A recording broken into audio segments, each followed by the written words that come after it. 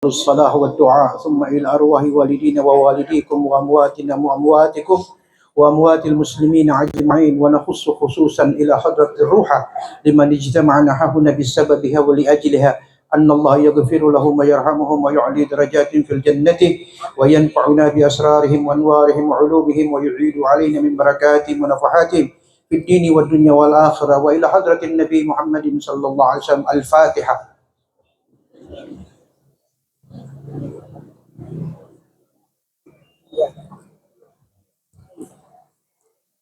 Bismillahirrahmanirrahim. Assalamualaikum warahmatullahi wabarakatuh. Salam sejahtera bagi kita sekalian.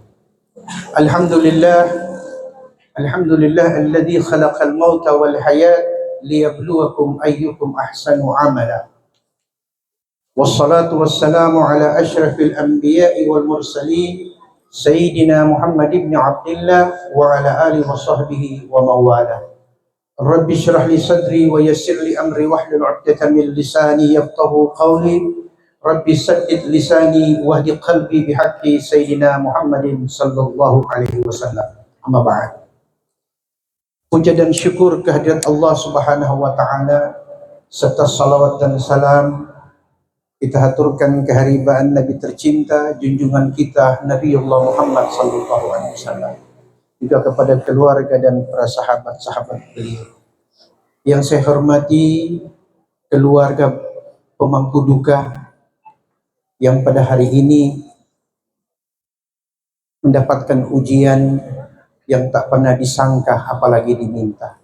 Semoga Allah memberikan kepada keluarga yang ditinggalkan kekuatan iman dan ketabahan, amin insyaallah. Dan kepada almarhumah semoga kembali dalam keadaan husnul khatimah, amin.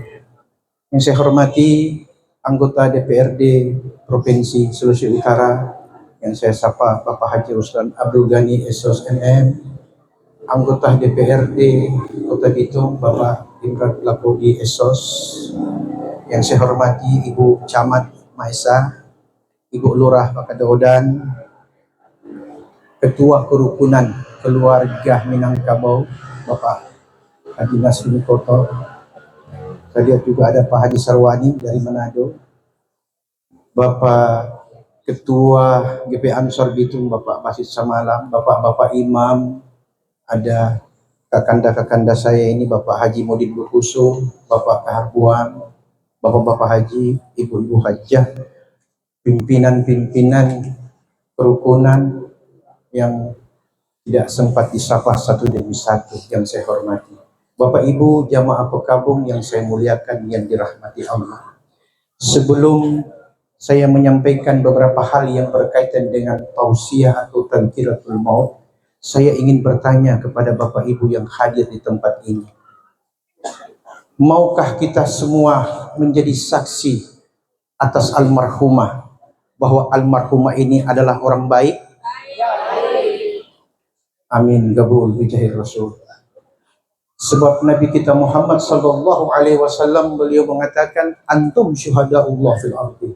Kalian yang hidup menjadi saksi Allah bagi mereka yang telah wafat. Insyaallah kesaksian kita akan menjadi satu kebenaran di hadapan Allah Subhanahu wa taala.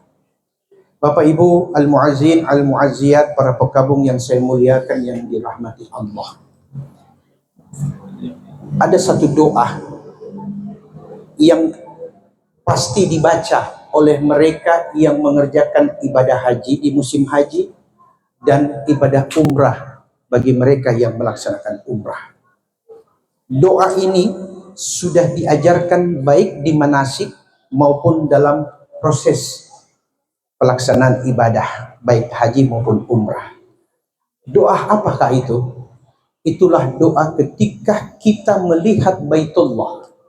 Saat kita melihat Ka'bah, saat itulah Nabi kita Muhammad sallallahu alaihi wasallam kan mengajarkan doa ini. Allahumma zid hadzal baiti tashrifan wa takriman wa ta'ziman wa mahabatan wa zid man syarrafahu karramahu wa 'azzamahu mimman hajja aw i'tamara takriman wa tashrifan wa ta'ziman wa birran, yang artinya, ini orang yang ada di depan Ka'bah ketika melihat Baitullah. Dia berkata, "Ya Allah, inilah Baitullah, rumahmu. Berikan rumahmu ini keagungan, kemuliaan, kehebatan. Berikan pula hal yang serupa kepada mereka yang datang ke Baitullah ini. Muliakan mereka, agungkan mereka, sucikan mereka. Termasuk mereka yang datang dalam prosesi ibadah haji maupun umrah. Jadikanlah mereka yang hadir datang di tempat ini kemuliaan, kehebatan, kebaikan, wabirran, dan kebajikan." Itu sebabnya orang pulang haji, bila betul-betul dia mengerjakan sesuai dengan tuntunan syariah, maka dia diberi gelar haji yang mabrur, umrah yang mabrur, bukan yang makbul. Bapak Ibu, kita sudah mendengar tadi seperti apa kisah almarhumah mengakhiri kehidupannya.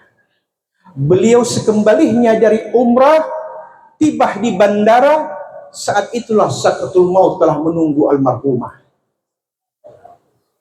Allah tidak menghendaki ada hal-hal negatif yang terjadi sesudah pulang umrah. Allah ingin mengambil ruhnya dikala dalam keadaan suci kembali dari Baitullah. Dan itulah yang almarhumah temui. Hal ini menyedihkan bagi kita semua. Tapi seyogyanya bagi yang ditinggalkan, khususnya keluarga, harus mendoakan dan ada kebahagiaan karena almarhumah kembali dalam keadaan bersih di hadapan Allah Subhanahu wa taala. Amin. Bapak Ibu, jamaah yang saya muliakan. Kemudian, mengapa setiap kematian selalu kita menyebut-nyebut kebaikan orang yang telah wafat, dan diharamkan kita menyebut-nyebut kekurangan, apalagi mungkit-mungkit kesalahan yang meninggal?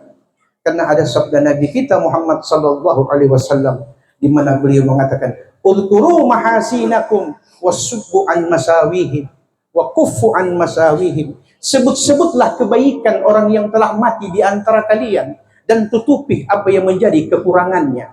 Ibu, Pak, tidak ada manusia yang sempurna. Siapapun dia pasti ada kekurangannya.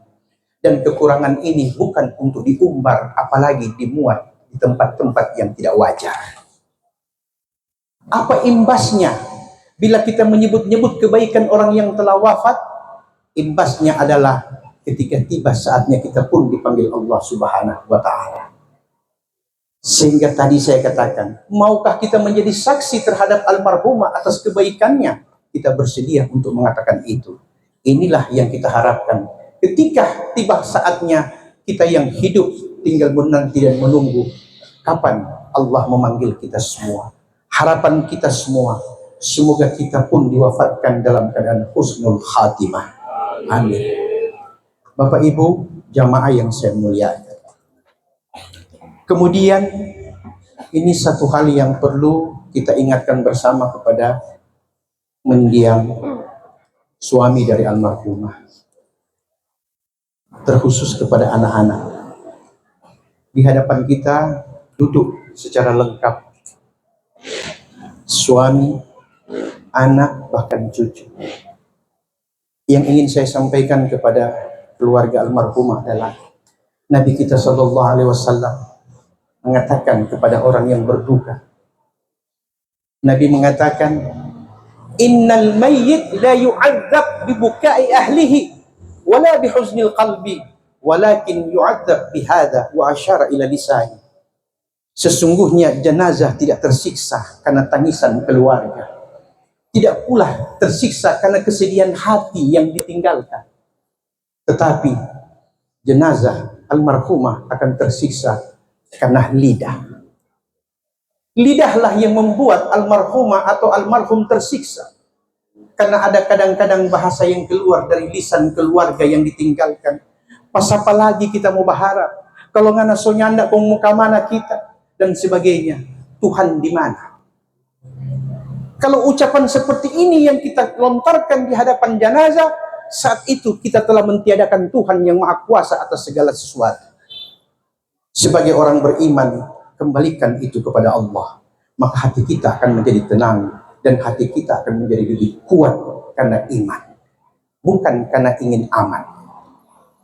Bapak Ibu, jamaah yang saya muliakan yang dirahmati Allah. Sesudah kita mampu menahan lidah, ada sesuatu yang lebih baik daripada sekedar menahan lidah. Apa itu? Doakan. Doakan almarhumah, khususnya dari kalian anak-anaknya. Kenapa almarhumah membutuhkan doa? Karena yang hidup dan yang mati saling membutuhkan.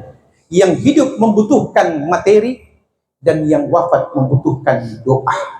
Itu sebabnya Nabi kita mengatakan, man zara qabra walidayhi aw ahadihima thumma yajlis indahu fayaqra'u min surati yasin istabsyara bihi hatta yaquma thumma yaqul Allahumma hdihim kama hadaitana. Artinya, barang siapa yang menziarahi makam kedua ayah ibunya atau salah satu di antara keduanya, kata Nabi, kemudian dia membacakan sesuatu daripada Al-Quran di sisinya, maka yang dibacakan merasa gembira karena kehadiran keluarganya. Kegembiraan ini berlangsung, kata Nabi, hingga kembalinya keluarga ke rumahnya.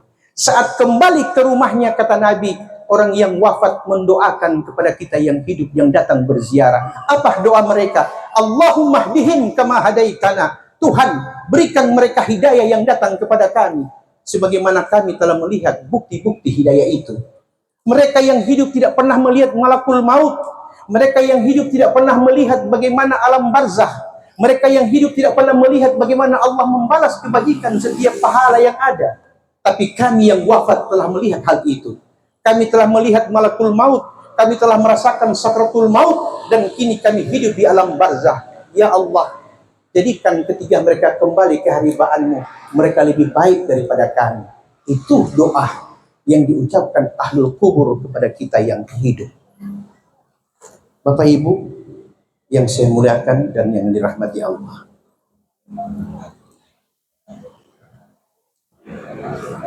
di depan kita ada keranda yang kita sebut keranda kematian. Siapa di antara kita yang berani berkata bahwa kita tidak akan pernah masuk ke keranda ini? Tak satu pun yang mengatakan tidak. Pasti kita akan mengatakan satu saat kita akan ada di sini. Dulu almarhumah dikala hidup dipanggil sayang oleh sang suami. Dulu dikala hidup almarhumah dipanggil ibu oleh anak-anaknya. Dulu dikala hidup almarhumah dipanggil mbah, nenek oleh cucu-cucunya. Dipanggil kakak oleh saudara-saudaranya, dipanggil ibu oleh tetangga-tetangganya. Ini semua tinggal panggilan, dan panggilan itu hanya ada di depan rumah ini. Semua akan berakhir di rumah ini. Panggilan ibu, panggilan sayang, panggilan kakek, nenek, semua akan berakhir sesudah jenazah ini diangkat. Karena sesudah hari ini tidak akan ada lagi panggilan seperti itu dapat kita ucapkan. Dan ada satu hal yang perlu kita ingat. Bila kita masih hidup, kita tidak pernah dinilai berarti oleh orang-orang yang kita cintai. Bila kita masih hidup, suami tidak pernah melihat betapa pentingnya istri, dan istri tidak pernah melihat bagaimana cintanya sang suami. Demikian pula anak-anaknya. Tapi kata pepatah Arab, asy-syakhsul muhim fi hayatika laisa asy-syakhsul ladzi fi wujudih, walakin asy-syakhsul ladzi 'inda ghiyabih. Orang yang penting dalam hidupmu bukan saat dia masih hidup, tapi sosok pribadi yang penting dalam hidupmu ketika dia sudah tidak ada lagi. Panggilan mesra sudah tidak akan mungkin lagi. Panggilan sayang apalagi.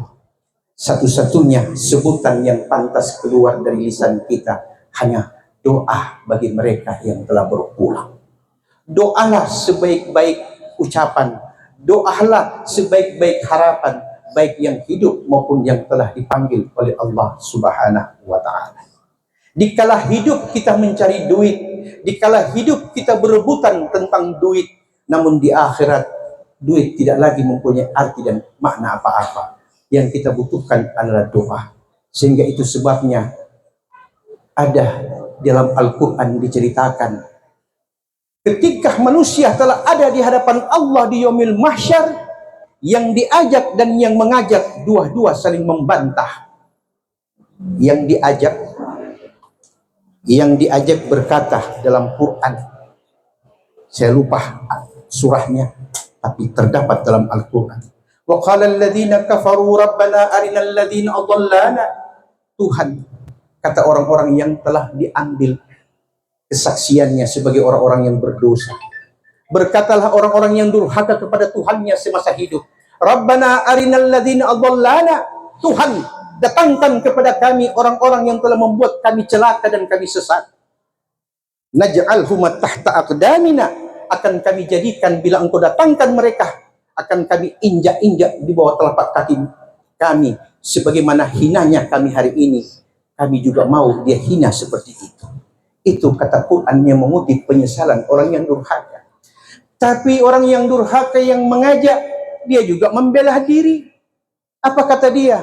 Rabbana ma'adghaitahu walakin adallana. Tuhan, bukan saya yang menyesatkan dia, tapi memang dasarnya dia juga ingin melakukan hal itu. Itulah yang menyebabkan pertikaian antara yang tersesat dan yang menyesatkan. Tuhan pada ayat berikutnya mengatakan, Allah berfirman, la takhtasimu ladayya wa qad qaddamtu ilaikum bil wa'id. Jangan kalian berdebat lagi di hadapanku. Bukankah dahulu ketika kalian hidup telah begitu banyak nasihat dan peringatan, telah begitu banyak ayat Quran dibacakan, hadis Rasul disampaikan, tapi masuk kanan dan keluar kiri. Hari ini bukan hari di mana kalian berdebat, tapi hari ini di mana kalian menerima konsekuensi atas apa yang kalian lakukan di kala hidup. Bapak Ibu, jamaah yang saya muliakan, barangkali inilah nasihat buat saya dan buat kita semua. Insya Allah dengan kematian yang ada di hari ini menjadi pelajaran berarti bagi kita yang hidup. Al-maut akbarul mau'idah. Tidak ada peringatan yang paling besar dari Allah selain kematian. Semoga kematian almarhumah membawa kebaikan bagi keluarga yang ditinggalkan, dan almarhumah kembali ke hadirat Allah dalam keadaan husnul khatimah.